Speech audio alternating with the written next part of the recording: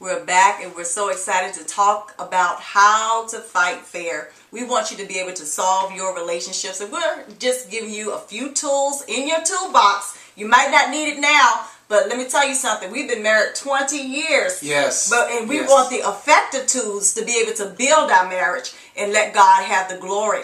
One thing about anger, you've got to understand that anger is a gift. Every emotion that God has given the human heart has a redemptive or an unredemptive potential. Yes. Anger is no exception. God gives permission for us to be angry. He does not give us permission to harm with our anger.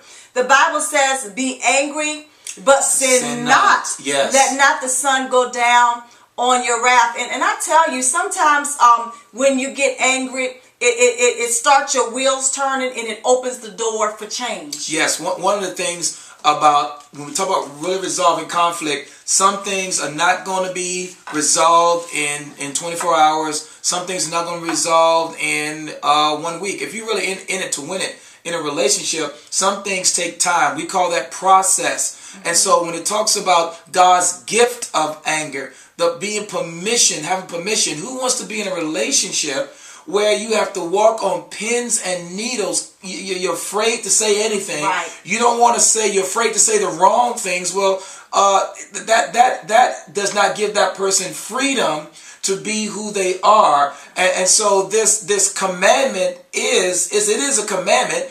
Don't let it happen. Don't let the sun go down on your anger, on your wrath. You know, and that's something, because see, if you let the sun go down on your wrath, what happens is you're allowing the enemy to put roots down in your heart.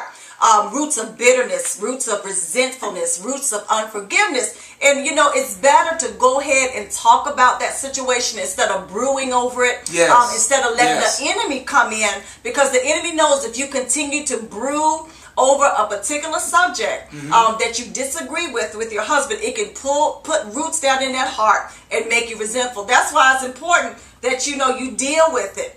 Or before you go to bed, say you're sorry.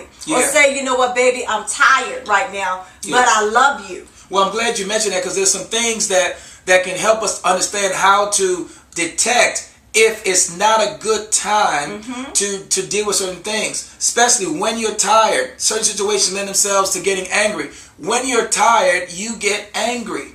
Also, when our emotions have been trivialized. This is very important, because sometimes a person says, I'm upset, and then the other person says, no, you're not really upset. So we end up trivializing that person's feelings, which then sometimes can make a person get even more angry. When our expectations have been blocked. Sometimes we have unrealistic expectations. You got into a marriage and you thought that man was going to do one thing, but now you're disappointed because he's doing something else. And that can make you angry, that can make you disappointed, but you got to deal with it. You got to face it, confront it, and then deal with it, but deal with it the way that God will get the glory in your marriage, and not the enemy coming in and tearing you guys apart. Right. Also, when our opinions are given little weight, I've learned, and this is a skill. So we're not saying this is going to happen overnight, but you are together for a reason. Husband and wife, God put you together as a team. One can put 1,000, two can put 10,000 to flight. So why would God put you with someone whose opinions would not matter?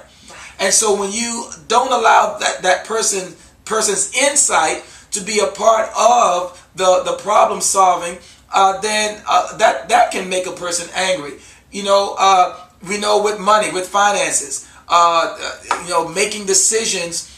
Certain decisions should be made together, and we have had to learn this, and we're still growing.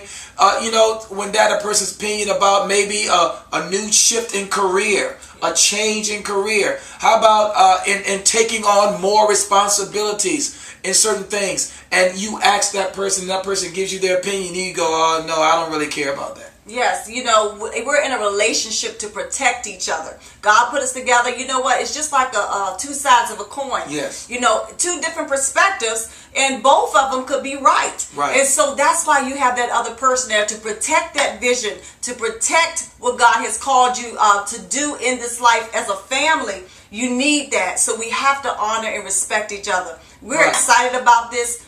I hope you guys are learning how to fight fair out there. Yes, more to come.